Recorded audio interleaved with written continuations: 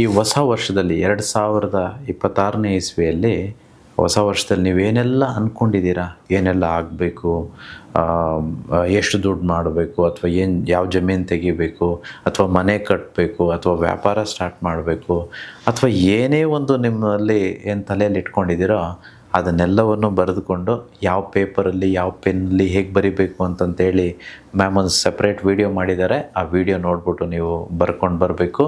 ಅದನ್ನು ಆಶೀರ್ವಾದ ಮಾಡಿ ಅದು ನೆರವೇರುವ ಹಾಗೆ ನಾನು ನಿಮಗೆ ಹೇಳ್ಕೊಡ್ತೇನೆ. ಇದು ಮೊದಲನೇ ವಿಶೇಷತೆ. ಎರಡನೇ ವಿಶೇಷತೆ, ಲಕ್ಷ್ಮೀ ಕುಬೇರ ಧನ ಪ್ರಾಪ್ತಿ ಕ್ರಿಯಾ ಅನುಷ್ಠಾನ ವ್ರತವನ್ನು ಮಾಡ್ತಿದ್ದೇವೆ.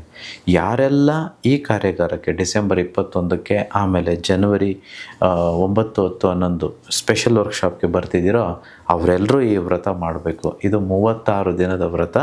ಹೇಗೆ ಶಬರಿಮಲೆಗೆ ಹೋಗಬೇಕು, ಅಯ್ಯಪ್ಪ ಸ್ವಾಮಿಗೆ ಹೋಗ್ಬೇಕಂದ್ರೆ ಹೇಗೆ ಮಾಲೆ ಹಾಕ್ತಿರೋ ಅದೇ ರೀತಿ ಒಂದು ಕ್ರಿಯೆ ಇರುತ್ತೆ. 36 ದಿನದ ಕ್ರಿಯೆ.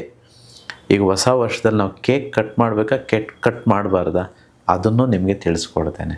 ನಾವು ನಿಜವಾಗ್ಲೂ ಸಾತ್ವಿಕತೆಗೆ ಹೋಗ್ಬೇಕಂತಂದರೆ ಏನು ತಿನ್ನಬೇಕು, ಏನು ತಿನ್ನಬಾರ್ದು, ಏನು ಕುಡಿಬೇಕು, ಏನು ಕುಡಿಬಾರ್ದು, ಇದು ಬರೀ 36 ದಿನ ಮಾತ್ರ. ಇದನ್ನು ಮಾಡಿದಾಗ ಧನಾಕರ್ಷಣೆ ಆಗುತ್ತೆ. ಟ್ರಸ್ಟ್ ಮೀ, ಯಾಕೆ 40 ದಿನ ಅಯ್ಯಪ್ಪ ಸ್ವಾಮಿ ಮಾಲೆ ಹಾಕಿದಾಗ ಬ್ರಾಹ್ಮಿ ಮುಹೂರ್ತದಲ್ಲಿ ಎದ್ದೇಳಿಸ್ತಾರೆ? ಯಾಕದು ತಣ್ಣೀರಲ್ಲೇ ಸ್ನಾನ ಮಾಡಬೇಕು? ಯಾಕಿದು ಕಪ್ಪು ಬಟ್ಟೆಯನ್ನೇ ಹಾಕಬೇಕು?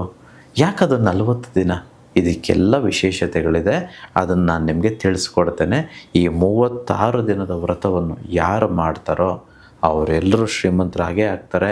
ಸಾಲ ಇದ್ದರೆ ಸಾಲ ತೀರುತ್ತೆ.